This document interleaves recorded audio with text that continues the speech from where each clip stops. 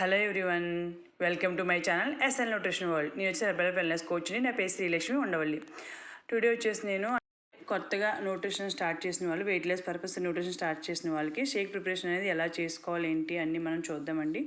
నేను video prepare చేశాను అనమాట. నేను షేక్ ఎలా ప్రిపేర్ చేసుకుంటాను ఏంటి, కొత్తగా స్టార్ట్ చేసిన వాళ్ళు ఎలా స్టార్ట్ చేయాలి షేక్ ప్రిపరేషన్ అనేది ఇప్పుడు చూద్దాము. అలాగే ఇప్పుడు ఫస్ట్ వచ్చేసి మనం ఒక మిక్సీ గిన్నె and formula 1, shake made, protein, ఈ మూడు మనం తీసుకోవాలన్నమాట. ఫస్ట్ షేక్ మేడ్ కానీ, ఫార్ములా 1 కానీ, ప్రోటీన్ కానీ మనం పక్కన పెట్టుకున్నాం కదా.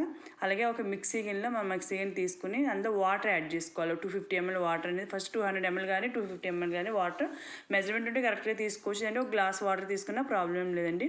ఒక గ్లాస్ వాటర్ యాడ్ చేసుకుని నెక్స్ట్ వచ్చేసి వాటర్ యాడ్ చేసుకున్నాం కదా. తర్వాత షేక్ మేట్ అనేది 2 స్పూన్స్, ఐస్ క్యూబ్స్ అనేది మన తర్వాత ఐస్ క్యూబ్స్ మన ఇంట్రెస్ట్ అండి.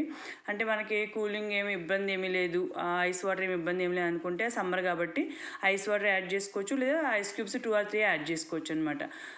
అప్పుడు వాటర్ యాడ్ చేసుకున్నాం, ఐస్ క్యూబ్స్ యాడ్ చేసుకున్నాము. 2 స్పూన్స్ షేక్ మేట్ అనేది యాడ్ చేసుకోవాలి. కంపల్సరీ 2 స్పూన్స్ అనేది ఈక్వల్ క్వాంటిటీ తీసుకోవాలన్నమాట.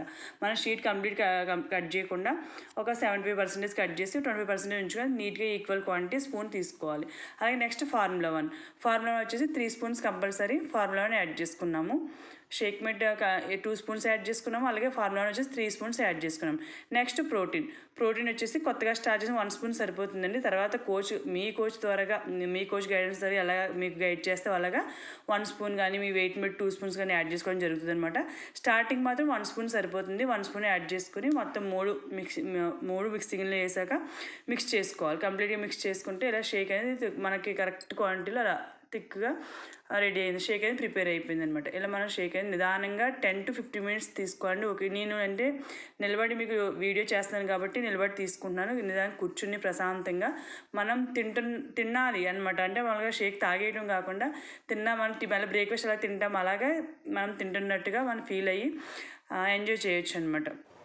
అలాగే నెక్స్ట్ మా వాటర్ షేక్ అనేది కంప్లీట్ అయిపోయింది. తాగేసాక వాటర్ అనేది చాలామంది మర్చిపోతారనమాట. నెక్స్ట్ ఇమీడియట్గా మనం తర్వాత అదే గ్లాస్లో నేను మిక్సీ గిన్నెలో వాటర్ యాడ్ చేసి మర్చిపోయానండి.